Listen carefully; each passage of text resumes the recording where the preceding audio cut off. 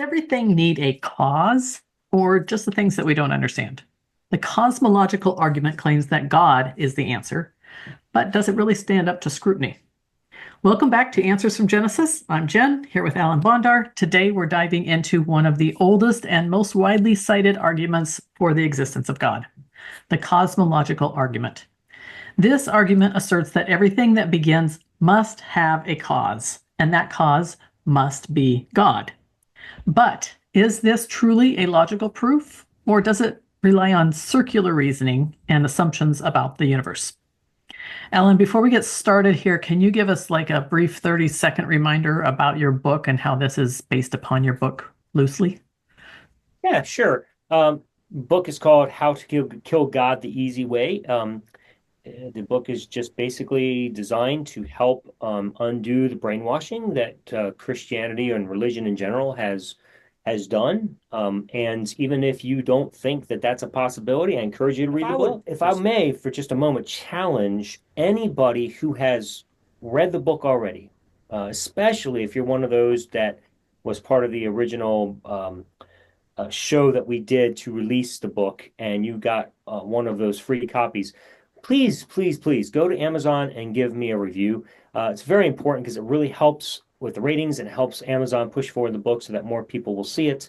It's very important that people get the opportunity to read this book. So that would be the one thing that I request. Please make sure you do that. Okay, Alan, before we get started with our show, you were in an accident this week. How are you doing? I was. Is this another 30 seconds or what do I get? Well, Um, I'm doing all right. I'm doing all right. It shook me up a bit. Accidents are pretty scary, especially when you're just a recipient of it, where you're sitting in a mailbox and out of the blue, a truck just hits you in the back.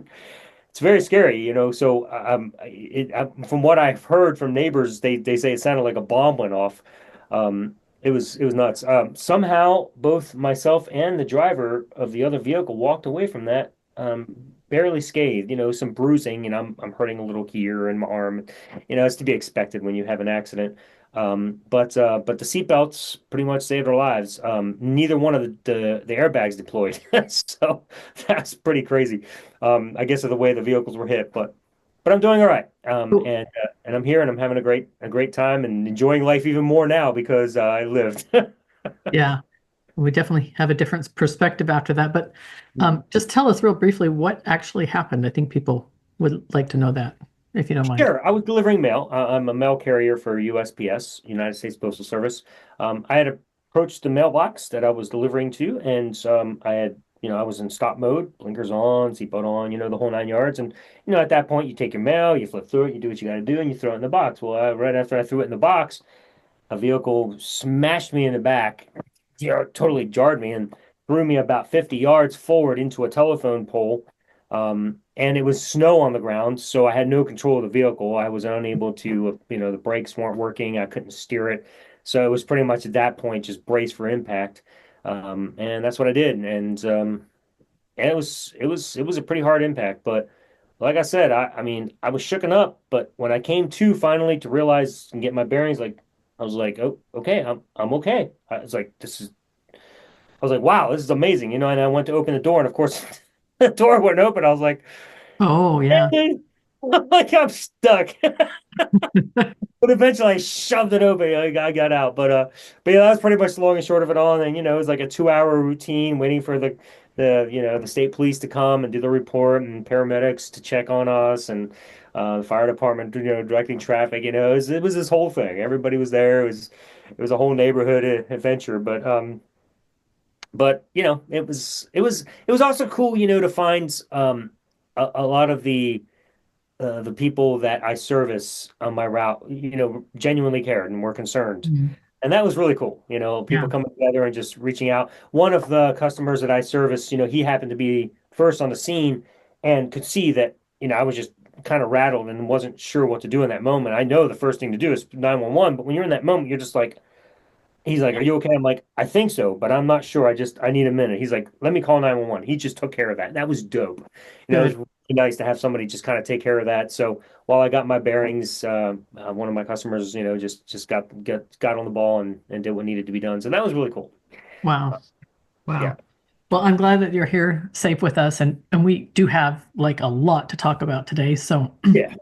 let's go ahead and get into the cosmological argument. But before we do that, this is part of several areas of classical apologetics. And the next several episodes are going to be about classical apologetics. So why don't you start by telling us what is classical apologetics within Christianity? Yeah, sure. A classical apologetics is basically the probably the most empirical method of apologetics. Evidential coming in pretty close, um, but it seeks to demonstrate that uh, all the evidence we have that seems to suggest that this planet has something, or this universe has something behind it, moving it, perhaps creating it, points to God. And that's what classical apologetics seeks to do. It says, hey, there is something behind all of this. That something must be God because, well, we can't figure out what the other explanation is, or we don't know definitively what else it is. God seems to be the best explanation. And so that's essentially what classical apologetics does. Of course, it's an egregiously illogical leap to say that because there's something out there that's behind all this, that therefore it must be God. That's very, very weak because there's a thousand possibilities between there's something out there and God that that we could visit and consider as options.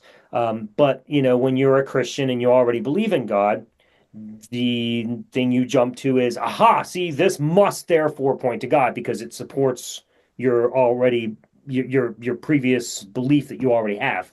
Um, by no means, as we're going to see over the weeks to come, does this method in any way whatsoever take us to the finish line of proving that it's Yahweh or God or any sort of supernatural being. It just says, hey, there's something that's existed forever that has made all this happen, and to jump to God is just weird, actually. And the only reason you jump to God is if you already believe in God. So, there's five basic methods of classical apologetics, and that's what we're going to be taking a look at starting today with what do we look cosmological argument. So Right. So you say that the only reason that believers would jump to God is because they already believe in God. Um, so is it like maybe a habit, or they don't know anything else, or they haven't actually looked at anything else, or, I think it's commonly called God of the gaps. If there's a gap, we're going to call it God. that's exactly what it is, Jen. It's the gaps. You nailed it. That's precisely what it is. And it's and look, as we know from the show up until this point, and if you've read my book, you'll know that I am arguing vehemently that the reason people are Christians is because of brainwashing, um, and so we're so inundated with the idea of God that we just it's lost on us to consider that there could be any other possibility. I know, and I can tell you for myself, and you're probably, well, I don't know, you might be in this camp, you might not be. I'm going to assume you are, but you can correct me if I'm wrong. When I was a Christian, I could have told you, um, oh, that stupid Big Bang Theory, ridiculous. Evolution. Oh my God, stupid evolution. There's no way that's right. That's just the stupidest thing I've ever heard coming from apes. You know what I mean? Like that's the approach you took. That was the attitude I had towards science. It just was like it was stupid in my mind. There was no reason to even waste my time studying it because I know that I know that I know that I know that my God exists and created this universe. And so I began there as a presupposition, and there was no other possibility. So to waste my time on evolution or Big Bang was stupid. There was no reason to even look at it as an option. The only option for me was God.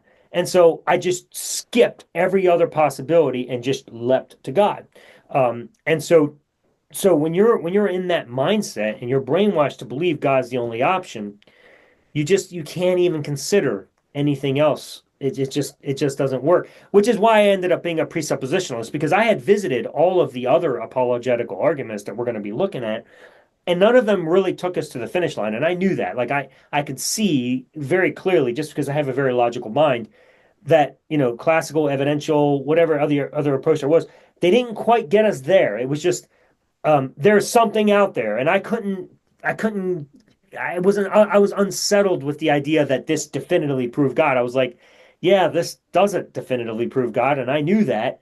And so I was like, the only option for me was presuppositionalism. Well, since I can't prove God with any of these evidential methods, I'm just going to recognize that God exists because of the impossibility of the contrary.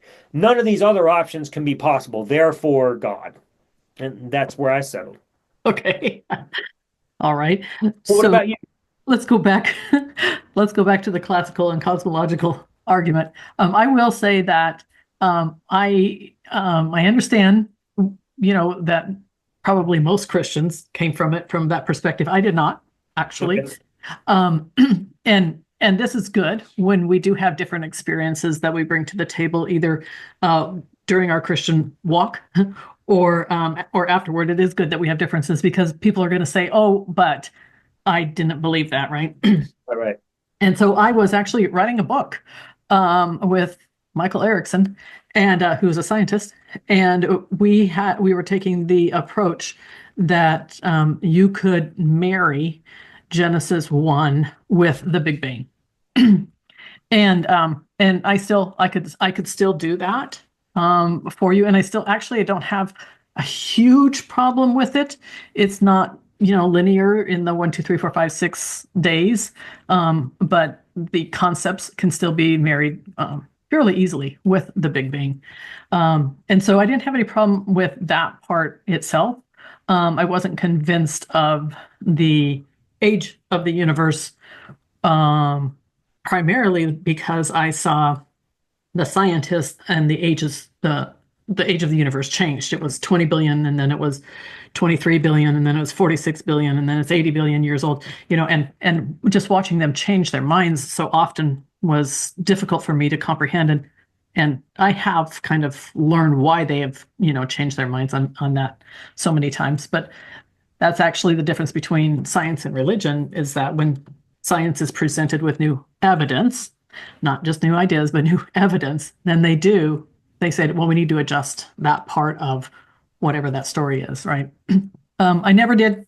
I never did. I definitely believed in Adam and Eve.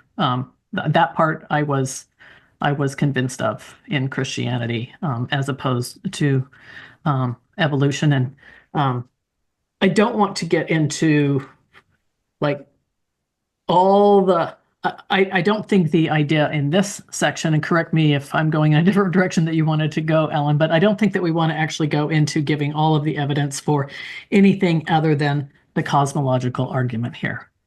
Is that right? Are we on the same page here, or? I mean, number one, it's your show, but Okay. I mean, we got forever, so I don't see any We reason. have forever. I do think that You it up. would be, I think that those would be really good for like the afterward, because when you get to the end of this book, you're like, well, now what? Right? So then I think that, we have all these different things. Those are really good for now what? But what we want to show in this particular episode is the problem with the cosmological argument itself. So the cosmological argument is basically everything that begins must have a cause, therefore, God exists. Is that the argument in a nutshell? That's it. All right. So we've got a few variations. Tell me about some of these variations you've uncovered. Well, you have the eternal universe variation. That is the one from Thomas Aquinas and Aristotle. And in their mindset, there was no reason why the universe itself cannot be eternal. That did not exclude the idea that God was the cause of the universe, but that God coexisted, so to speak, bringing about the universe for all eternity. And so God's there doing that. Of course, if you're going to take that approach, then you got to scratch your head and say, well, wait a second. If that's the case, then why do you need God at all? Can't the universe just exist without God? Which, later on we're going to discover that he brings into certain things like intelligent design and all of this. And so, no, it can't because you got to have a designer and all that. Don Preston and I are on an online debate, as you've seen, regarding intelligent design. And it really doesn't go anywhere, but we'll visit that later because you can't prove Yahweh or any God with intelligent design. You can't even prove intelligent design, honestly.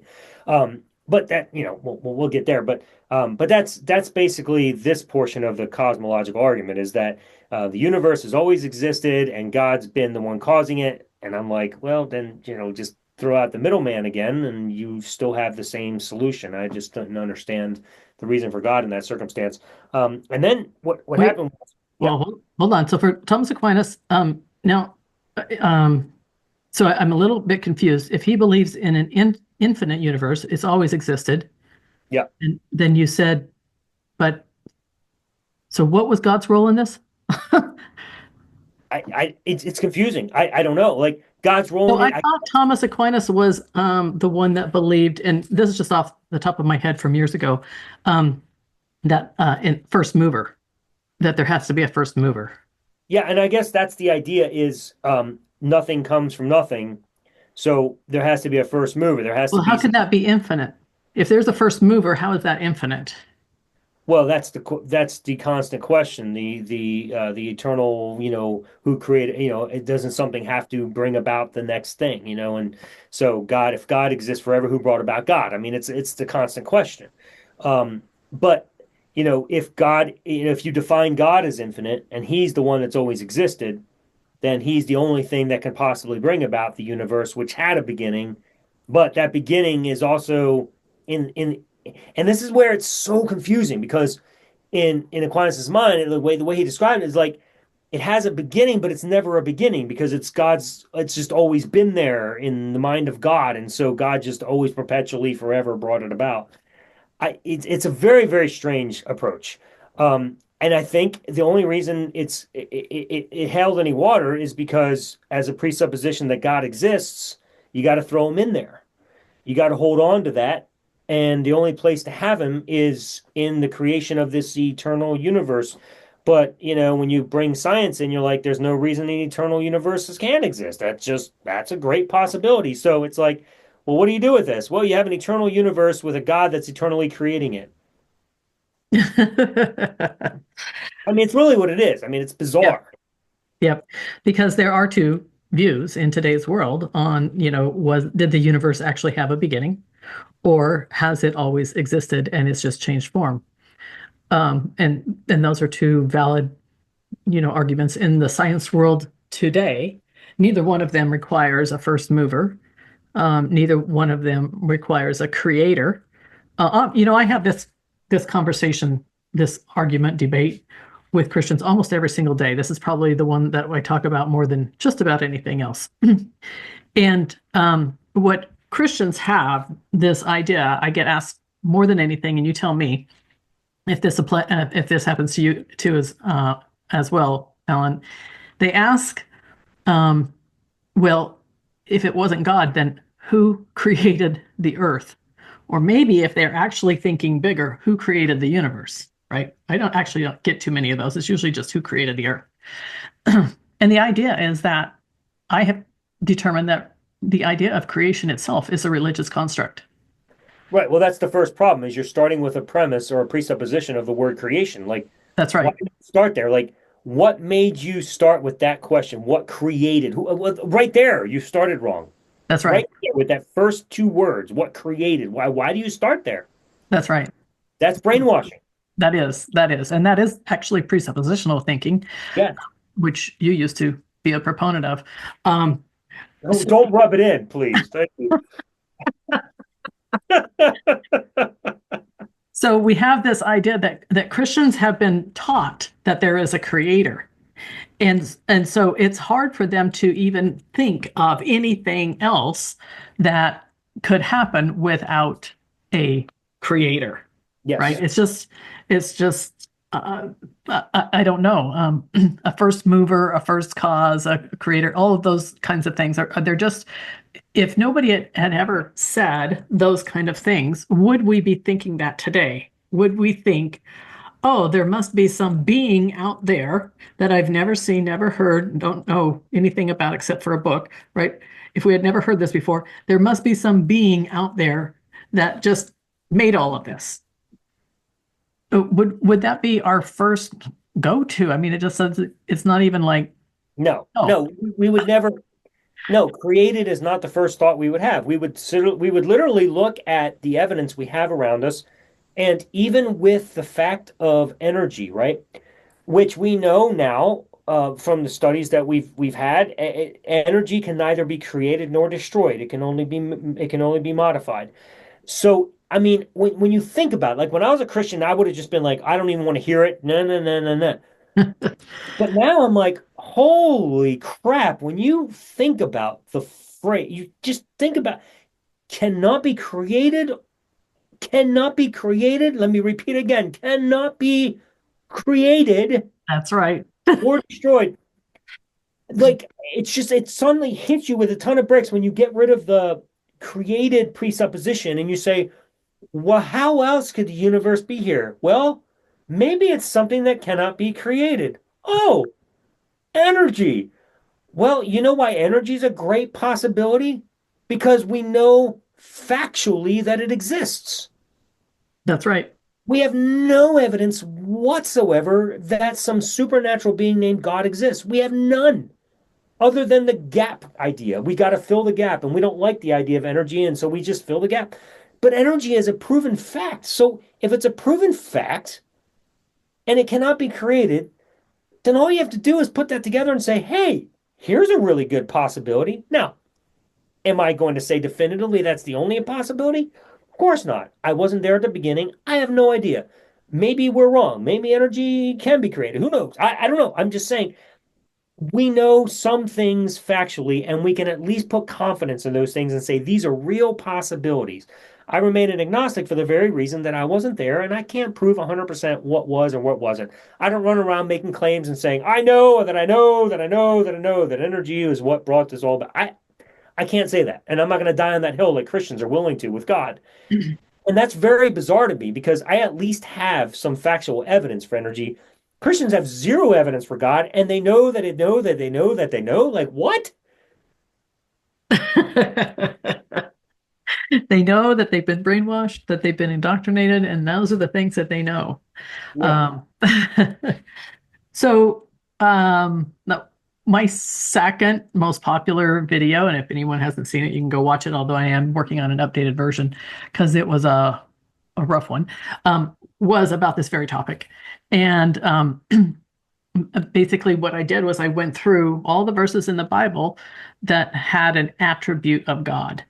And I substituted the word energy for God or Lord, whatever the case may be, right? Right. And and when I did that, it was very clear that they all made sense. They were all logical, and it was easy to understand. So the energy can be neither created nor destroyed. Now that's not in the Bible, but the ideas of infinite and having no beginning and no end. And the energy has no beginning and no end. Well, we know that. That's actually something that we have, that science says, yeah, that's true.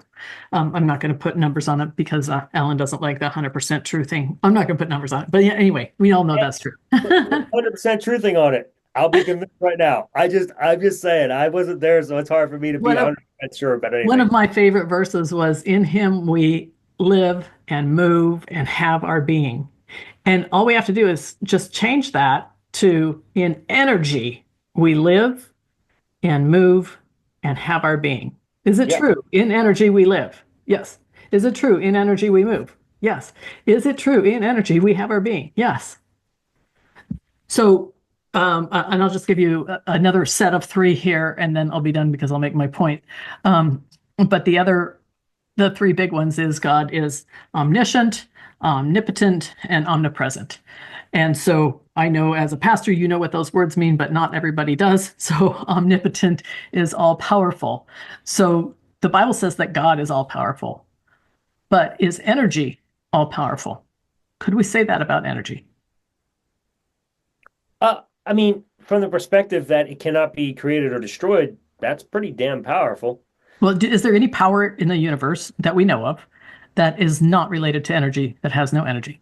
Not that I know of. No, I think everything stems from energy. Everything stems from energy. All right. Yeah, So, yeah. um, yeah, omnipotent. Even matter is a form of energy. I did that right. Omnipotent, omnipresent, omnipresent. So omnipresent is everywhere.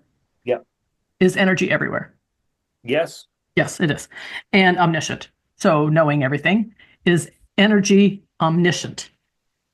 I don't know that I would go there because I'm not sure that I would ascribe personality to energy. I don't think it's I don't necessary. think personality is knowledge. What's that? I don't think personality is necessarily knowledge. Okay. But a a what's the word I'm looking for? Um a I want to say what's the word I'm looking for? A being um oh my goodness, the word evades me. Anyway, an active being, a participant, something that has awareness and Okay, but you're almost getting back to a God idea here. yeah, well, So that would be the way I would what have. this is actually, if you were to take consciousness and energy and combine them together, and I do think that they are so intertwined that they cannot be separated. I think that that is what, um, if you say God is omniscient, that's the same thing as saying energy is all knowing. Energy is consciousness. And so that one is we're not going to have time to prove that in this particular episode. It's the one that's the least, I think, talked about out there. But the idea is, and not that I'm going to try and prove it in this episode at all. I actually have an episode that I'm working on where I will prove that. Um, but the idea is that you can take every attribute of God in the Bible, whether it's Jesus, whether it's Yahweh, whether it's the Creator, whether it's whatever your version of God is in the Bible, the Holy Spirit, and that, there's so many versions of the different gods in the Bible, but you can take all the attributes and just substitute the word energy, and you will find that it lines up.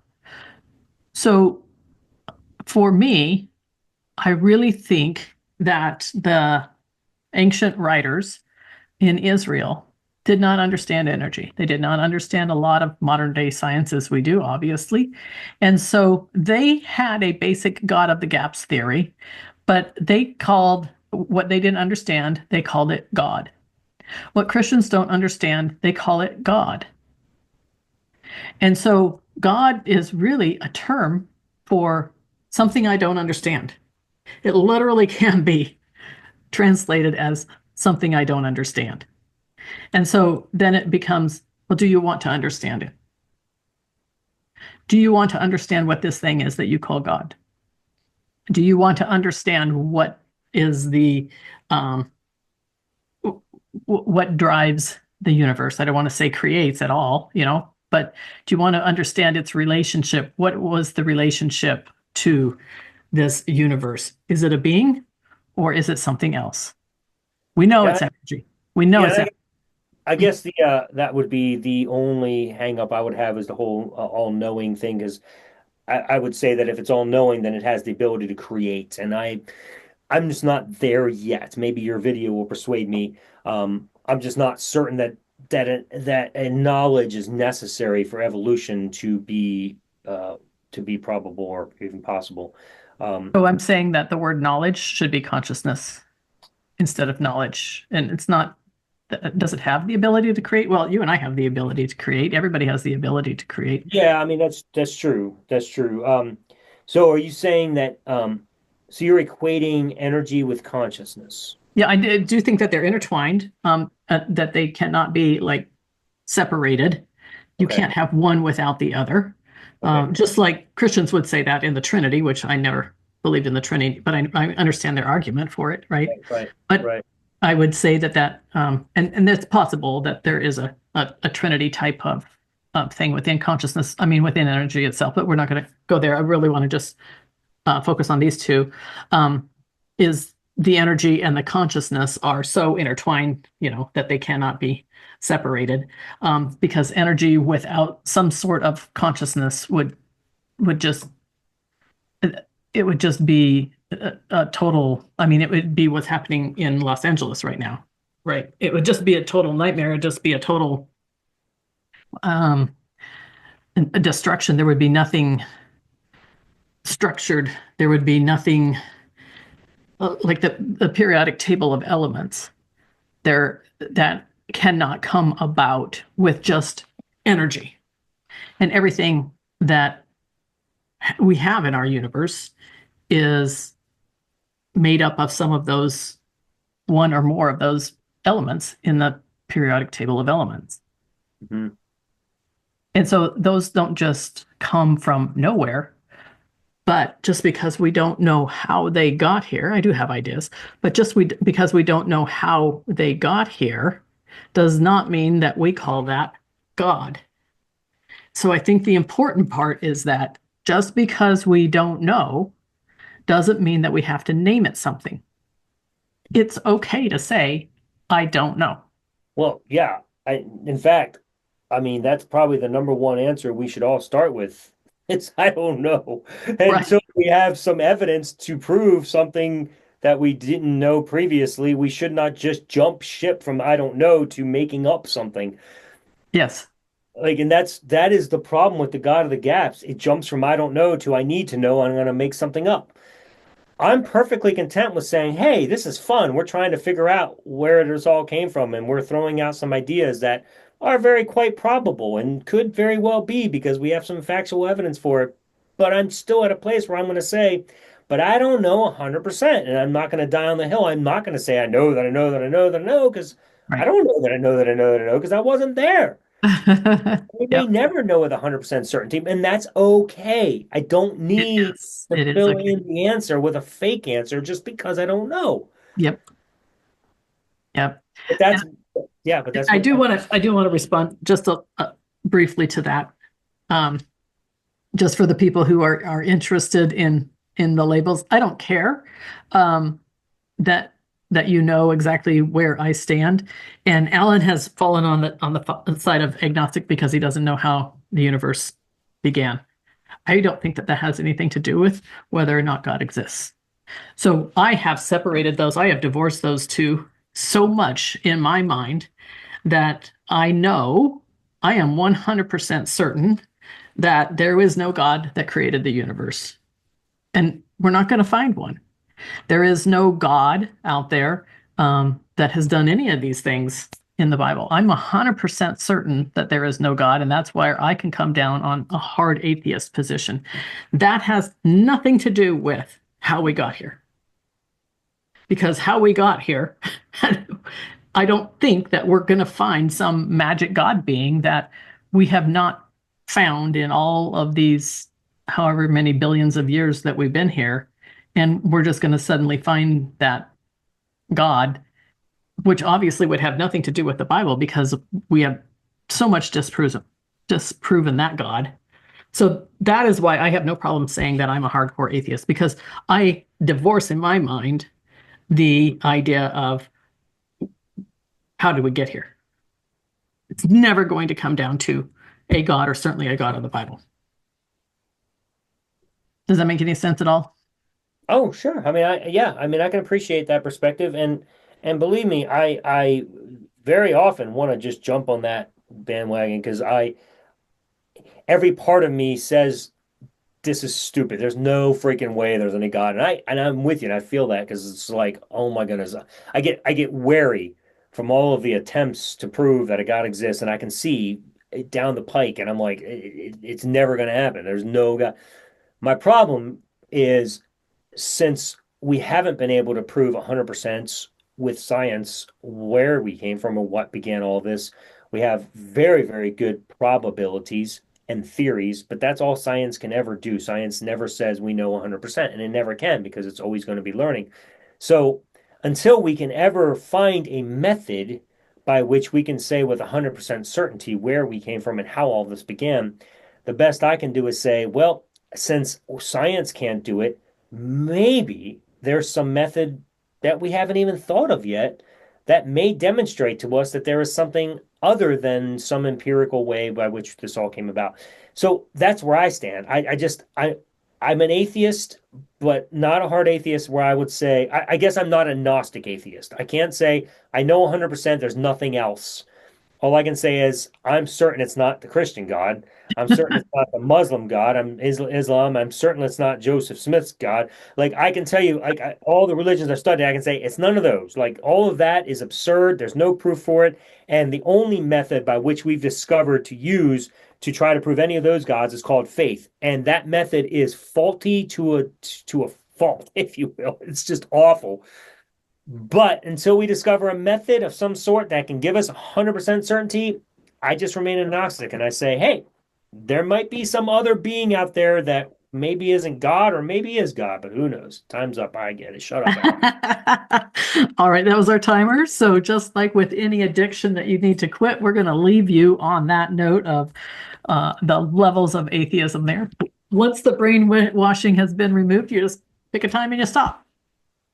That's right. And thank you for joining us. We love having you here. Thanks for being a part of the show. Jen and I just absolutely love talking. Well, I love talking. She loves talking a little bit. Um, but at any rate, please like, subscribe, be a part of this journey with us. Make sure you share. Answers from Genesis is doing some great work. Drop a coin in what do you call it, the pot or whatever it's called, the Tip jar, I think, is what they star. Yeah, hit that up.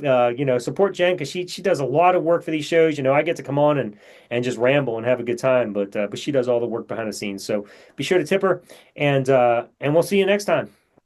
All right. So until next week, continue peel back those layers of religious conditioning and question your faith with answers from Genesis.